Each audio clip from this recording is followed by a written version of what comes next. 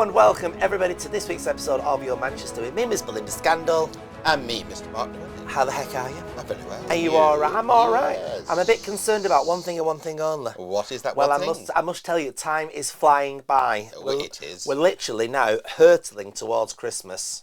The Christmas markets are open, and before you know it, it'll be February, and that's just ridiculous. You know what that means, though? Well, I am wondering. Well, it means it's a race against time to get tickets for a very special event. Yes, indeed. We are happy to announce, everybody, that last week we revealed that Your Manchester will be in conversation with Kim Woodburn. And tickets for this, let me tell you, are selling super fast. Get your tickets online by going to the Lowry website. Now, last week I had the privilege of visiting luxury hotels, famous pubs, and even speaking to the residents of Manchester's most famous street. Yes, that's right, Flowers. We went to Coronation Street for their Christmas do, and we got a lot of them on the show. What else is coming up today, Mark? Well, we're speaking to the Scottish actor, voiceover artist and singer Vivienne Carlyle about her involvement in the upcoming run of Blood Brothers, which is heading back to Manchester for later this month. I can't wait. Certainly, we're covering it all today, from brothers butting heads to some comedy and a comedian that's into butts. Oh. Yes, we're going to be joined by Josh Jones, who's here to talk about everything to do with his new show, Work in Progress. Oh, and if that's not enough, we're finishing off by talking to Dean Morris about the importance of those traditional Christmas cards this Christmas. And in fact, all year round, you can send a Christmas card any week you like. Indeed, but listen, we've got to talk about something very important, because I know you've had a particularly wonderful sort of weekend of it, really, haven't you? Yes, a great honour, really, because it was Remembrance Sunday, of course, Remembrance Day, actually, Armistice Day on Monday, the 11th. Yes. And I got to lay 2 wreaths on behalf of the Lord Lieutenant. Still as important as it used to be, is it? The crowds that turned out for it were very big. Yes, so I think it is. It's a strange one, isn't it? Because as much as we're celebrating past things that have happened, we're also celebrating those that have kind of done stuff recently for our beautiful country. So remembrance isn't just about First World War, Second World War. Which I think a lot of people would expect, wouldn't they? I think a lot of people do, but it isn't. It's people who are currently in conflict losing their lives. It's people who've lost their lives through terrorist attacks and things like that. So I think it's as relevant today, and certainly an awful lot of young people turned out for the 2 parades I was involved in. Yeah, and poppies. I've never understood why poppies for this. So in World War I, in Flanders, in Belgium, wild poppies suddenly started to appear in the fields where there had once been the trenches and great loss of life.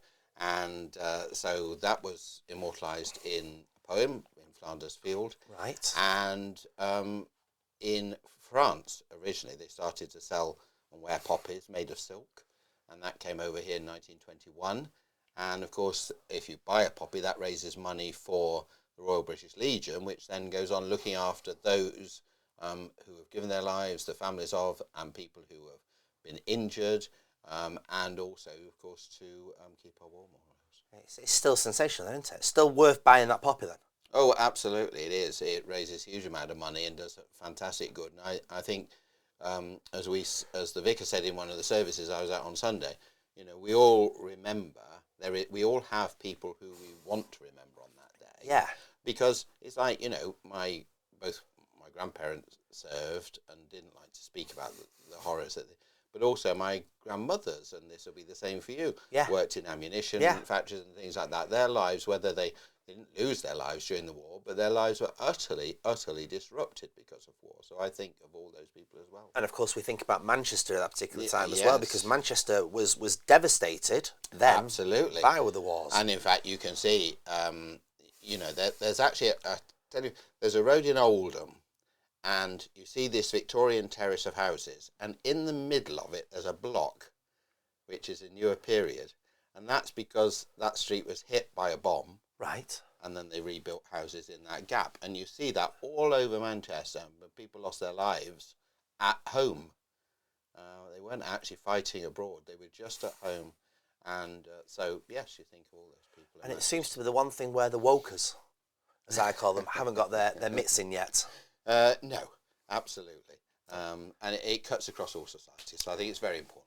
One thing that the Wokers have managed to get their mitts in so far is our lovely, well, I'd say our heritage at the moment of Christmas markets. They started again last week. Yes. And the place is looking lovely. I tell you what's looking particularly beautiful, finally, is our lovely Piccadilly Gardens. Well, isn't that long overdue? Well, we've been talking about it now for 3 Haven't seasons. we have? Yes. Yeah, it looks good. Do you like Christmas markets? What's your thoughts on them? For me, I can't say... I like the atmosphere of them, but I do find them quite pricey. They are they've gone up as well. Well, I mean, it's kind of inevitable. Everything's gone up, hasn't it? But I think it's good if you go as a group and have an outing. Yeah. But ultimately, it's, when you sit down and think how much you pay for a sausage and a muffin and, well, there you are, you pay all over the place for that. And, or a bag of sweets or whatever it is. Bag of chips. Yeah, a bag of chips. Yes. It's quite pricey, isn't it? It is quite pricey, but do you think they should remain? Well, they'll remain as long as people It's go making to money them. for our They make economy money, in isn't Manchester, it? Yeah. Yes, I mean, there's also a counter-argument. Is there? That you have shops that are paying rates all year. Yes. And then suddenly in comes the market. Right in just front of Manchester, in other sometimes of the towns. shops, yeah. I have had friends with shops whose notices have been put out by suddenly people from outside coming in and making the money. So there's a double thing there. And then finally, to bring this subject to you, is it too soon to put up your tree? My next door neighbour's got their tree in the window. I work in a shop, of course, where there's loads of trees. So I think people should do whatever they want to do. That is very diplomatic, I tell you. Listen, we've got a cracking show coming up for you. This is how your shows look. Well, yes, as mentioned earlier in the show, we took a trip to my favourite Manchesterford location, Coronation Street. We had the opportunity to speak to the cast all about things that are Christmassy. Yes, and of course, Corrie. Here is how that went down.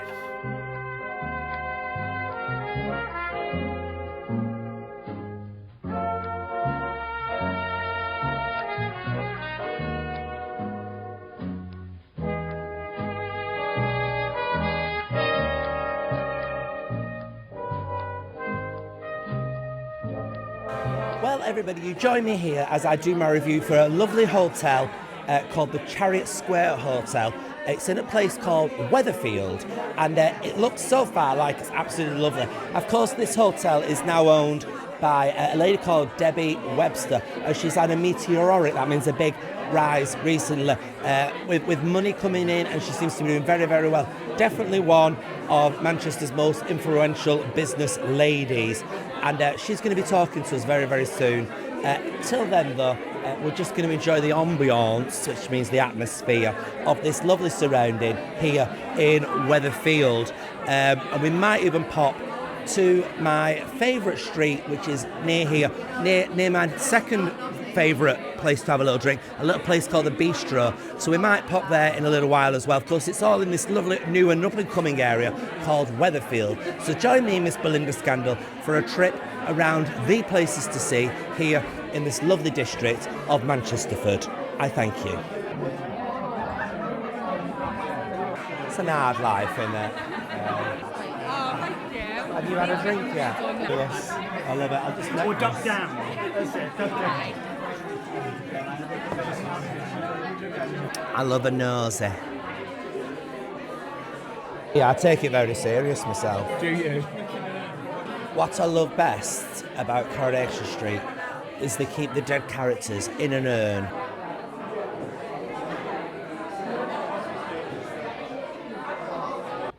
It's all been done up round here, you know. Fancy a kebab. Come on. Do you purposely go for a longer name every time I see you? Because I thought you'd quite like my Longchambon name. but it's nice. Yeah. What are you drinking?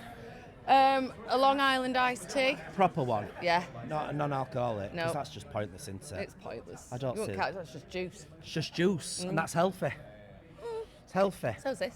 So, I should have had more of them then. I would have There's been ice, there's water. There's ice and there's water. And before you had that, you had the ultimate name, which was Gaddy. Gaddy. That was lovely. Send me a That, Gaddy. wasn't it? Lovely, that. You can still call me Gaddy. I'll Really? go by both. No. Call me anything you want. Okay, well, I'll have to because I can't pronounce the other one. We're near your neck of the woods here, aren't we? How are you finding being in this lovely Coronation Street place? What, in general. In general? In general, in reality. Yeah, well, 8 years now. It's not. It is, yeah. I've been here 8 years. Well, you've cemented yourself in there, though, haven't you? Oh, I'm sure with the plats. Fingers crossed. So, are you allowed to say anything about what's happening over Christmas? Well, the big thing is Gail. Really? We're going to be saying goodbye to Gail. I don't know if I should have said that. No, well, it's kind of out there. Everybody kind Everyone of knows she's leaving, don't they? yeah. So that's going to be around Yeah. Christmas. So you're going to have to watch that. Oh, Yeah. We're thinking about Christmas today. Okay. Right. Now, obviously, your character's got a bit of a sad Christmas coming on, haven't you? Oh yeah, he has. Yeah. I mean, Yeah. you either have or you're No, I have. I You think I have. I think Yes. I have. It's kind of happy in bits, but it's kind of sad in bits. But I want you to focus on Yeah. Christmas. So Okay. imagine it's Christmas morning, you've come down the stairs, you've emptied your sack. Yeah. Right, what do you see on the floor? Um, What presents are you thinking of? What would you like for Christmas? Me or David? Well, let's go with both. Let's do you first. Aftershave. Aftershave. What's your favourite go-to aftershave? It's the list's too big. Really? Yeah. Does that affect the dynamics of this? Because you're all saying that you're like part of a family and everything. And she's like mother hen to everybody, No, isn't she? she's left us. I know. But I feel like she's been here 50 years. She needs a break. Do you know what that means, though, She don't needs you? rest. It's your turn to step up to the plate. We do kind of feel there's a bit of a transition at the moment, that we're kind of stepping into like the older shoes now, because we've got like this influx of new, young, fresh characters. So we do feel like we're getting a bit We old just now. need for Debbie Webster to step into the shoes of the likes of Annie Walker. Oh, That that'd be brilliant, scenario. wouldn't it? She's very We much love like Debbie that. Webster. Love Debbie She's Webster. amazing. I thought this is lovely, isn't it? Isn't it nice? It's a nice place you've got here, love. Of course, Oh, thank you very much. I bet you don't see much of this street though these I days. don't know, it's too common for me. It is quite I common like for you, to. isn't I it? like to be in the posh part, the hotel. Yes. Yes, the big 5-star hotel that I run now. She's done quite well for herself, our She's Debbie, done though, very hasn't she? well. To say that she's working class, she's not done bad at all last year. She's not Yeah. working class. She's anything but these days, love. She's ruling I these know. cobbles. I know she has to lower her standards. She has to lower her standards. these She's days. absolutely a legend. Should we go and sit on the bench? Oh, let's sit on We'll the go bench, and sit it come on on. bench because We love this a is bench, this don't is where we? you can have a good chat. Somebody's I left know. the drink. I know. I know who Listen, it is as yeah, well. do you? Yeah, showing us. Is it? Oh, she sipped a lot of it. She sipped a Right. lot of it. A Oh, celebration of the life of Maxine Peacock. Do you remember her? no. I only focus on you, my love. I only watch it when I see you're in it. I tell you, if you had to pick either going to the corner shop, Yeah. the cabin, or Sainsbury's, which would you choose? What am I getting? 12 slices of white and a bit of butter. Oh, corner shop. Corner shop. for Defo. that. You know, I've got Base My Debbie look on you. Have you? Do you just know, love it. Harriet Thorpe in EastEnders, she says she based it on me and all. I know. We just love it, don't we? Yeah, I just think I might should have be my in hair- it. Yeah, I'm going to have my hair red next year, I've decided. I met Kate Yeah. before, the producer. Yes, there. yeah, I isn't she didn't, lovely? I didn't Yeah. know who she was though, did I? So I went hello and Yeah. walked off. Whereas what I should have done is said, hello, give me a part. Come on. Oh, they're in it. Shh. I've always said that's my house. That's my house. They're all going. Everybody's out today in force. They are, aren't they? I It's don't know great. what's going isn't it? on. I don't know. It's like, I'm yeah, so no, he's confused. dead Could you now. come here, Yeah, please? yeah. Yeah, Come because here, Callum. Come I'm and- deeply confused. Come and sit next to your Auntie Belinda and Yeah. tell me. Tell me, why am I having flashbacks to you every few episodes, please? Well, it's because we're supposed to think, what the flipping heck's going on? Oh, you cleaned that up, didn't you, Flower? I did, yeah, yeah. We're in Roy's, of a sort. Mind your head, whatever you do. There we are. Officially, properly now. This is freaky, because if you saw our previous episode we did from here, we were on the guest version, and now we're in the actual thing. Yes, love, what can I get you? And which is your favourite? Is it this version of Coronation Street or the 80s sort of 2013 version of Coronation? This one. Really, why? It's bigger. Bigger? It looks more believable, and you can film better things on here. Yeah. And it goes round. There's a bit more of it, a bit more of the world. Yeah. I like the little. You see, like there. Yeah. Perfect timing. Just having a little, just taking the baby out, everybody. Look at that for a baby. It's essentially tiny tears. I've only ever played baddies. I must have a dodgy face. That's all I've ever played. Make a really good goodie. And hopefully one day someone gives me a chance and thinks, maybe he doesn't like kill or abuse people. Maybe he can just be a nice, normal guy. And once someone gives me that foot in the door to play a regular human, I'm looking forward to it.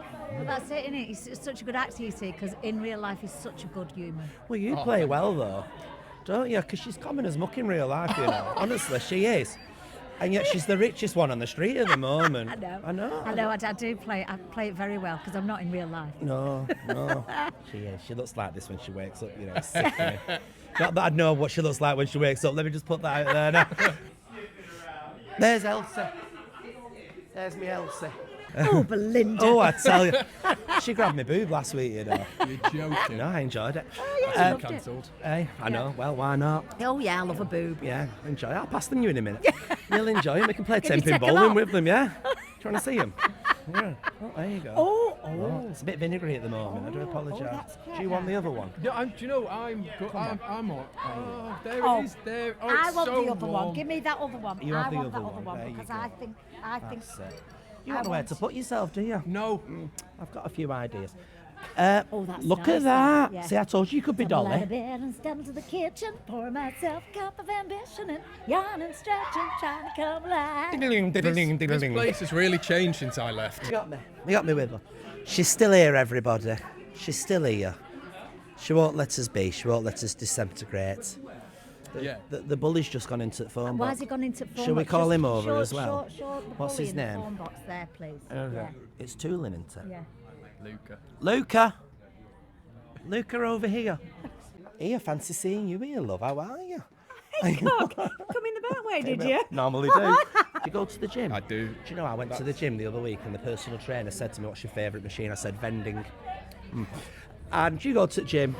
Not as much as I should do. No. Your girlfriend's very beautiful, by the way. Oh, thank you very much. So anyway, Yeah. how's things with you? What are you up to these days? What am I up to these days? A bit of this, bit of that, Yeah. just a bit of... Are you enjoying life? I'm enjoying life. You enjoying life? I bet you're glad that you're back, aren't you? Because you look like you weren't going to be coming back because you're a bit of a bad one, and now you've come back. Yeah, they gave me a second chance. They've given me a little redemption arc story. Do you remember them days vividly, though, when you had the big perm and you had the father that was knocking Echo? No, generally because I get tweeted. Somebody sends me a picture of me in 1986 every other day. Well, that perm was sensational. Yeah, though. it was a big do. How old are you? 20. You're not 20. I am 20. You don't look 20, do you? How old are you then? Not 20. Are you older than 20? Are you? Yeah.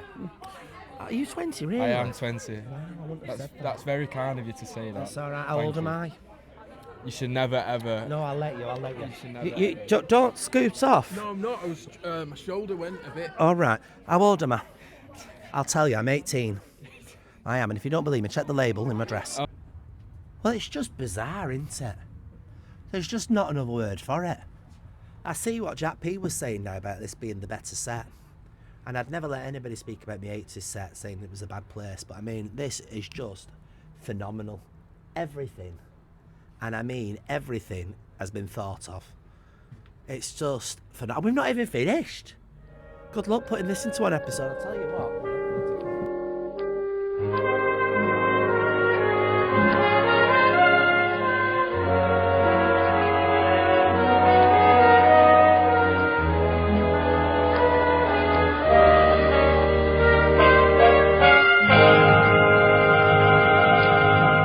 Well, wasn't that lovely? I tell you, yes, it was lovely to head down to the Coronation and get all the goss. And did you get all the goss? Well, I did get all the goss indeed, Mark. It's fair to say Yes. that Kathy Bates herself, in Misery, is going to be doing less acting. Right, you can't She say is. that. What can't say? Yeah. Ow!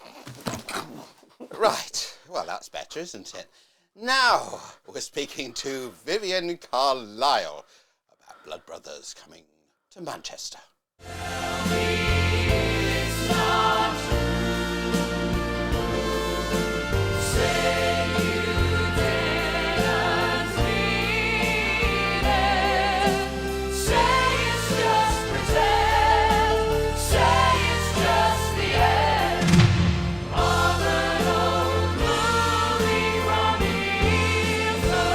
And joining us now, tell me it's not true, it's Vivienne Carlyle, who plays Mrs. Johnston in Blood Brothers. Welcome to the show. Now, Manchester gets very excited every year when Blood Brothers comes. In fact, it's a highlight. What do you think its success is? I love to hear that.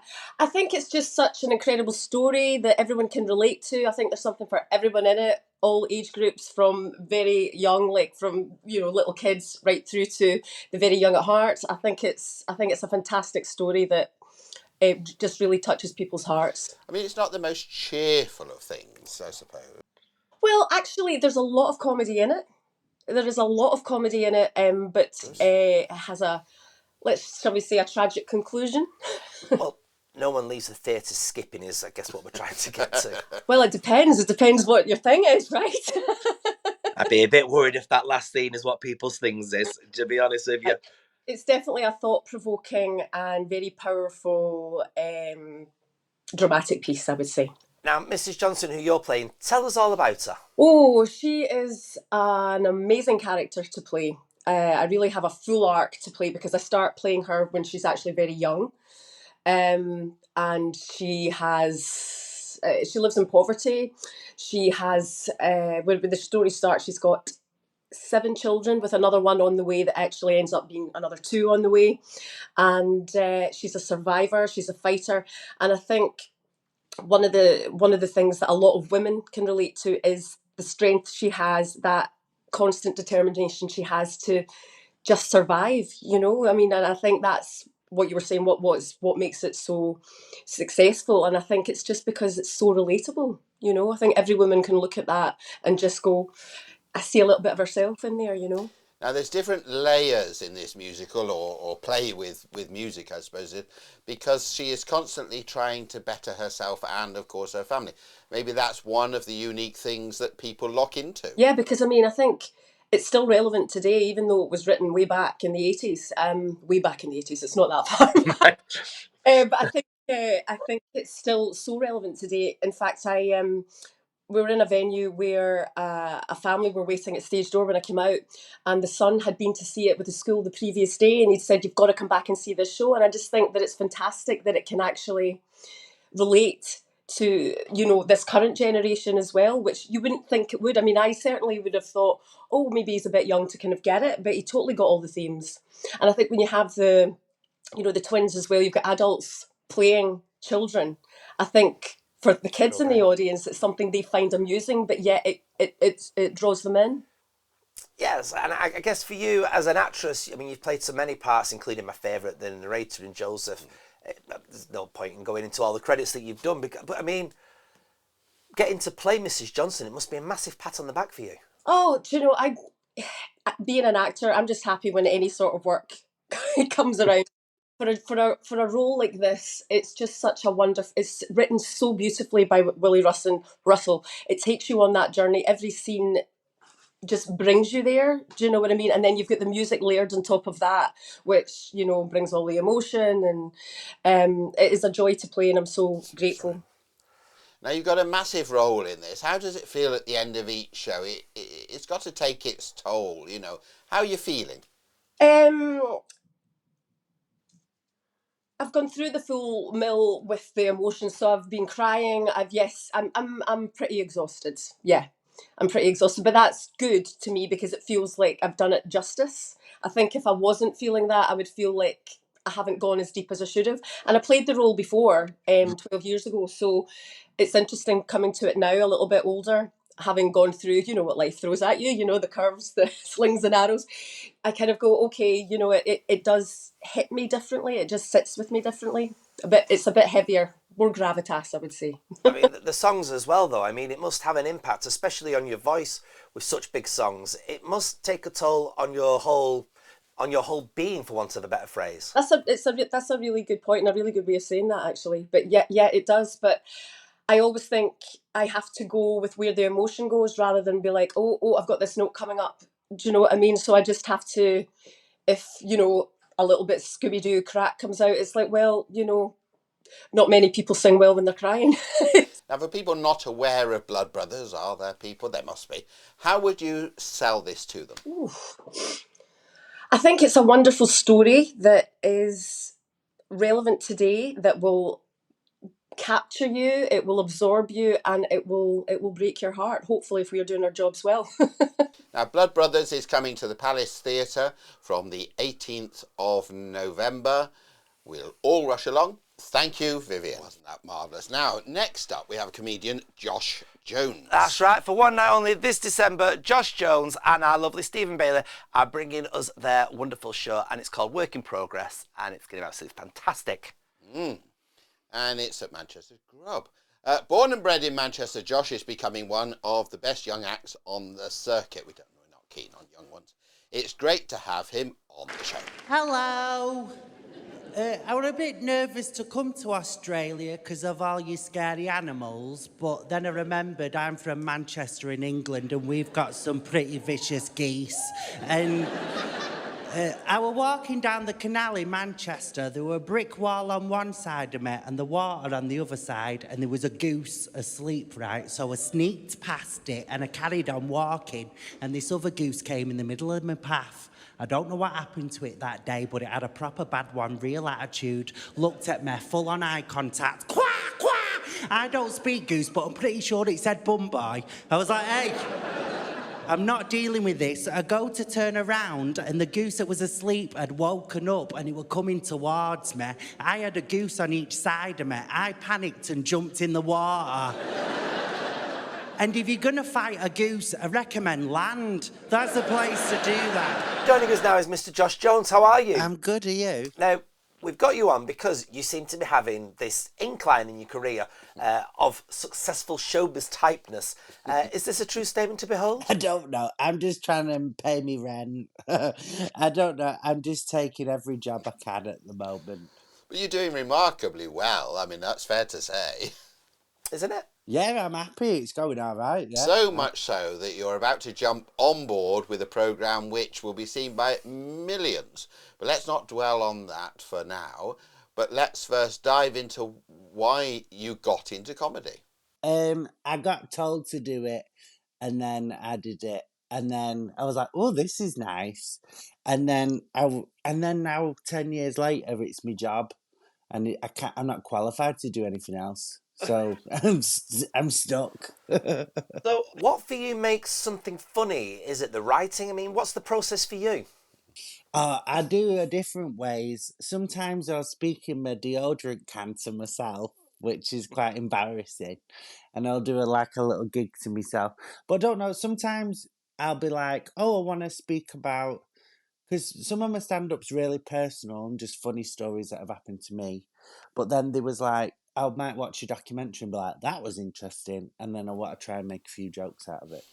How important is it that you retain that northern essence of humour? Well, I don't think I could do Southern humour because I'm not Southern. So I don't know. I just think, but like, I think I am quite Northern. I didn't really realise how Northern I was really until I started doing comedy over places. And then I was like, oh yeah, I'm really Northern. But yeah, I think it, I feel like most people I knew growing up were funny. Now, 1 minute you was doing the smaller gigs and the next minute you was doing the big ones. What has been the incline? It's been gradual, really. Like I've been doing it full time for nearly 6 years. It's been my only income for nearly 6 years, and most of it was like comedy clubs or like working men's clubs or stuff like that. But now, it's like on the circuit. It was like doing the new spot and then opening and then you're headlining. And then now I'm doing a bit of telly and stuff like that. So it feels like I've done every step, like gradually, if you know what I mean. I've not like missed a step, if you know what I mean. We've got to talk about your character. Is it you or is it a heightened version of you? How we see you on stage, if that's not too personal to ask. No, it's me. It's me, but with jokes and a bit more like... I feel like each year... You go on stage, it becomes more than you. When I see clips of me from like 7 years ago, I'm like, who's that little weird boy? But now I feel like it is kind of me more, really, yeah. Now, we've got to talk about why you're suddenly brave enough to put on skates. I mean, I'd imagine being able to walk to your gigs is paramount. So why would you put yourself in the risk of breaking both legs? Well, so it is. I've had to stop doing some stuff that I enjoy because I've been doing. Do you know bouldering, indoor rock climbing? I've been doing that, but I'm not doing it while I'm doing dancing on ice because if I break a bone, I lose all my money. Do you know what I mean? So I need to keep my bones intact so I don't break any. And how's it going for you then, learning to ice skate? It's been a couple of weeks. Right. And I've never really skated. I did it like once on a date. So I've been doing it with like an helmet and I had all the knee pads on and everything. And now I can move, which is good because I couldn't like move for ages. But it's really difficult. And they're properly teaching you how to skate like properly. It's like, oh, once you learn how to skate, it's like, okay, well now do it all like in this perfect position and on one foot, and you're like, oh no. And have you been partnered with somebody that's kind of understanding of a new skater? Yeah, she's lovely. She is really lovely. So that's nice. And Yeah. I guess because it's a she, there'll be no romance then, will there? So that's going to be all right then, isn't it? No, yeah, we won't have that. We won't be doing that. But I do think though it's nice for me because I'm not used to holding a woman. Never mind dancing with one. I've never even held one really. So like that's a bit different. And I'm like, because do you know you've got to think, oh, can you do the lifts and stuff? I'm like, well, I can pick my boyfriend up and he's 6'2", so I'll be all right with her. So on a scale of 1 to 10 in ability, where would you say that you're at? Right, I'd say compared to like every normal person who's never really skated and they put it on at Christmas, I'm better than them. But I'd say in terms of professional skating, I'm at like a 2. Maybe a 1.5. But it's like, it depends. I can skate and I can go around in a circle now. Right. But then it's not just about us skating around. Now you have to do it and bend down. And I didn't really realise how much of my knees would be involved. Like every move, you've got your knees involved and you're up and down and up and down. So I've been on the fish oil tablets to try and get that sorted because mine have been cracking for a while. So yeah, I've been doing the fish oil and a bit of vitamin D. So yeah. Now, this is obviously going to change your life when it starts, isn't I think it? so. Well, it's quite a big program and a big deal, isn't it? It's obviously going to change everything that you know. Well, that could be out first. Do you know what I mean? If I'm out first, I don't think it'll change that much, really. But it just means I'll be able to ice skate. But it'd be nice, and it's a nice way of earning a bit of money. And I'm trying to get on the property ladder. That's my sort of goal now. Well, fabulous. We look forward to seeing you and we'll check in with you throughout your journey on Dancing on Ice. But today, thank you so much, Josh Jones. And Dancing on Ice begins for its 17th series. Oof. Can you believe it? You wouldn't catch me on it. On ITV and ITV Player. Thank you, Josh. John. Well, you know, Christmas is just around the corner. I hear tell. Do you do Christmas cards? Yes. Do physical Christmas cards? Yes. Not you go pigeon, go compare, go conduct this thing. No, I happen to own a shop that sells Christmas cards. Right, well, listen, one person who's always done my favourite kind of Christmas cards, because they're, what's the word I'm looking for? They're quirky. Yes. They're very quirky. Physical, proper cards. Yes. I can't get that across to you enough, you know. What, they're physical? They've got to be physical, real cards. Yes, I understand. What? I do understand what a Christmas card is. You've got a Christmas card stand. I understand what a Christmas card is. Do you? How? You don't look old enough. Hey, not like these youngsters these days. No thought in it at all. They literally go compare pigeon thing. Yes, I don't like them. No. I don't like to receive those. I want an actual proper card that I can look at it and think, oh, so they've communicated for the first time in 12 months.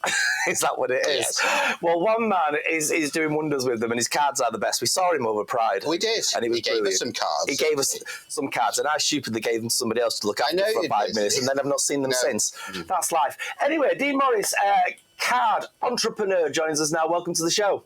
Hello, Belinda. You well? I'm very well indeed. Listen, how important to you is this time of year? I bet you're mega busy, aren't you?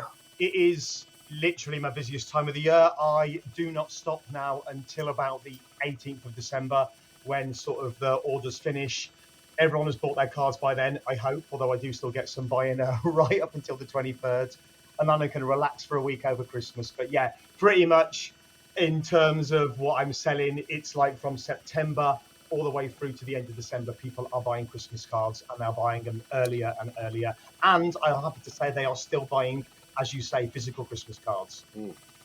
Fantastic. How many Christmas cards are you going to sell? That is a very difficult question that I haven't thought about, but it is an awful lot.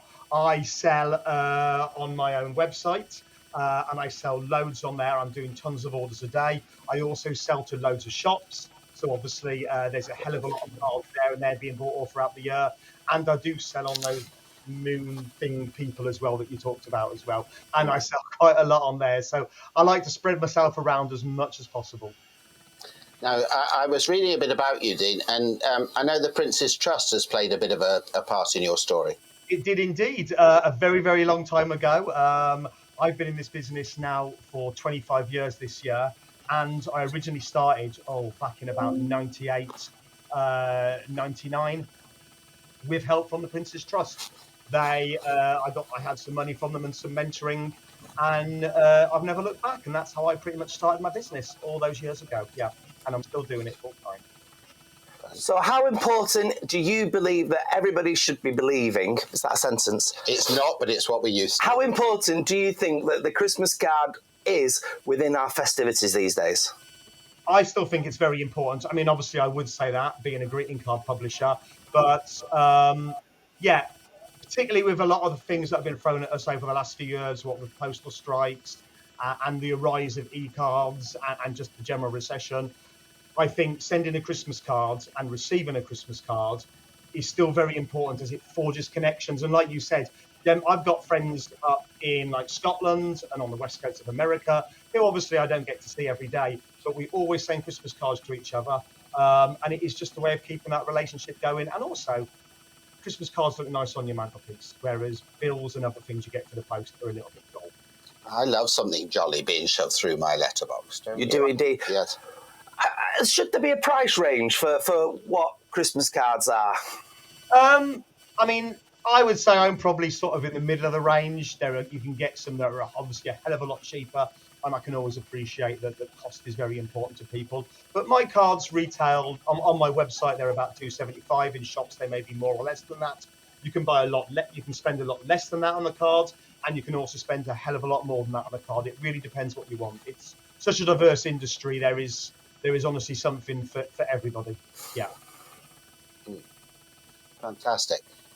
Now, we've got something else in common, you know. What's that? We used to go for holidays, Weston-super-Mare. And I have literally come back from Weston-super-Mare. This afternoon, I got back from my annual November trip in Weston about 2 hours ago. Yeah. Where is Weston-super-Mare? It's Somerset. We used to get the bus. We didn't have any money. I was brought up in Bristol. We used to get the bus down there. And we used to have fish and chips in Coffin's fish and chip shop, and then do the penny things on the pier. Oh, yeah, you see. What about the messages inside a Christmas card? Are all your cards blank, or do they have messages and important poems? All my messages on the front of the card, inside the cards, they're all blank. I think people prefer, in this country at least, people prefer to write their own messages in there. So I keep mine short and snappy, and the joke, because most of mine are a little bit rude or quirky, as you said, Belinda. And I'm quite happy with that. I've been called much worse. But yeah, all mine, the messages on the front, and they're all blank on the inside. Right. And will you be starting to design your cards for next Christmas very soon? I've pretty much finished designing them already. There you are, you see. Seriously, the world of a greeting card publisher, it's all over the place. You're never really not thinking about Christmas. And I like to get my Christmas designs for the following year, 2025, done before the end of Christmas this year, because I've designed Christmas cards in January before now, and there is nothing more joyless when you've got when you do not feel Christmassy at all. So yeah, I'm all set up for next year already. I almost sound professional, I know. Yeah, I'm really nice. Yes, very good indeed. Well, fantastic. If people want to get one of your cards, Dean, where do they go? How do they go? Easiest place to go is deanmorriscards.co.uk. That's my website, and if you just Google Dean Morris Cards, you'll find me nice and easy. Marvellous. Excellent. Well, thank you so much for your time today, Dean. Thank you very much, and have a great Christmas to the both of you. Listen, you better get writing your cards sharpish. Or my charge carpish. Yes. Whatever you Can I expect one from you this year? I haven't decided yet. I probably will send you. Well, that'd be lovely. Yes. Thank you. I look forward to that. Now, the festive spirit has got Mark everybody already, which is wonderful. Yes. Make sure you check out the Lowry website once again for tickets to our exciting chat with Kim Woodburn on the 2nd of February 2025. Can you believe that? And are we all coming with rubber gloves on? Well, because a lot of your shows, they do. Or is that something else? So anyway, everybody, we've been talking about Big Brother and I'm a Celebrity and delving deep. That's Really? another line. Down her you bend. Peeling back. There's another one for you.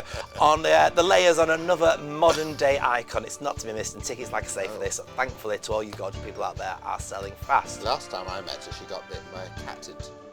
But anyway, there we are. So be sure to join us next week for another exciting show. We're chatting to Myra Dubois and Claire Moore. It is very exciting. It is. Thanks everybody for watching. I've been Miss Belinda Scandal. And I haven't been. Thanks for watching this week's episode of Your Manchester.